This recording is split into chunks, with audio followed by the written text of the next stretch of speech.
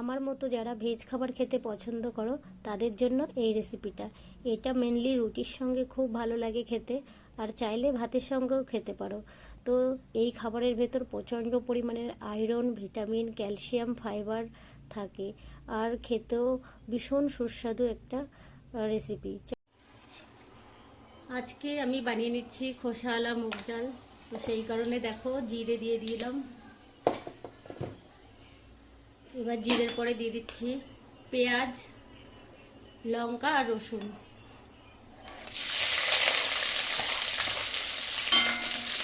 এটা একটু ফ্রাই হয়ে যাবে,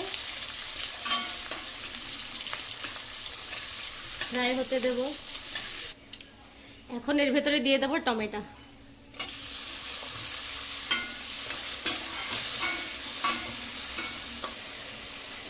এরপর দিয়ে দেবো একটু লঙ্কার গুঁড়ো, তারপর দিয়ে দিচ্ছি একটু হলুদ গুঁড়ো, তারপর দিয়েছি একটুখানি জিরে পাউডার, আর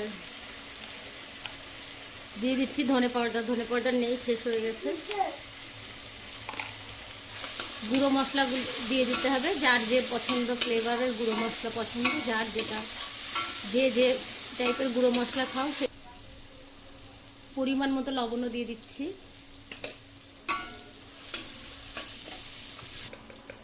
এটা ঘরে বানানো একটু গরম মশলা, সেটা দিয়ে দিচ্ছি। গরম মশলাটা একটু অল্প দিয়ে দিলাম, কেননা এখন তো এমনিই বাইরে এত গরম, তারপরে এত গরম মশলা আবার যদি খাই আরও বেশি গরম হয়ে যাব। এবার দিয়ে দিচ্ছি ভিজিয়ে রাখা মুগ ডাল। এগুলো আমি রাতে ভিজিয়ে রেখেছিলাম। আমরা সব সময় এমনি মুগ ডাল খাই, কিন্তু এরকম খোসা সহ যদি মুগ ডাল খাও এটা ভীষণই উপকার। দেখো এতে প্রচুর ভিটামিন। মুগ ডালগুলো দিয়ে একটু নাড়াচাড়া করে নেব। দেখো 5 মিনিট মতো মুগ ডালটাকে ভালোভাবে ভেজে নিয়েছি। এবার একটু জল দিয়ে দিচ্ছি, একটু পরিমাণ মতো। জলটা একটু বেশি করে দিতে হবে, যেহেতু আমি কুকারে দিইনি, এটা ডাইরেক্ট কড়াইতেই গলাবো, কড়াইতেই সেদ্ধ করবো। সেই জন্য একটু জলটা পরে গিয়ে টেনে যাবে, সেই জন্য একটু জলটা এতে বেশি করে দিচ্ছি। জল দিয়ে দিয়েছি। এবার যতক্ষণ না সেদ্ধ হবে ততক্ষণ এইভাবে ঢেকে, অল্প আছে এইভাবে ঢেকে, কি বলে এটাকে, ঢেকে রান্না করতে হবে। ঢেকে দাও 10-15 মিনিটের জন্য, অটোমেটিক এটা গলে যাবে।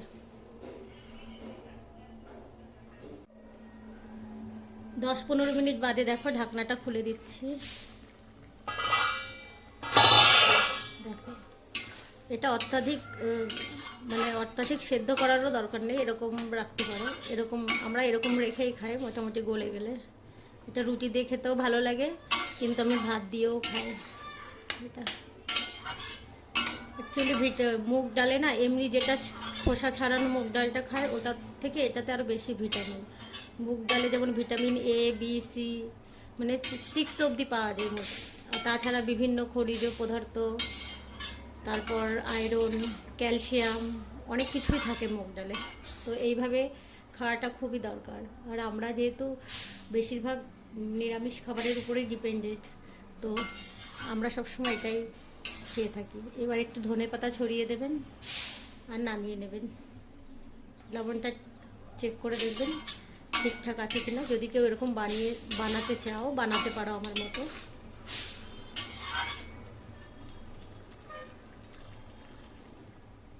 এই দেখো রেডি হয়ে গেছে।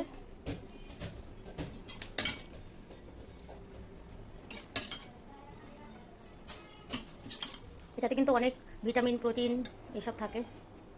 রাতে রুটি দিয়ে খাওয়া তো খুবই ভালো। এটা রুটি দিয়ে খেতে পারো, এটা যদি আমি ভাত দিয়েও খাই। কত সুন্দর হয়েছে দেখো।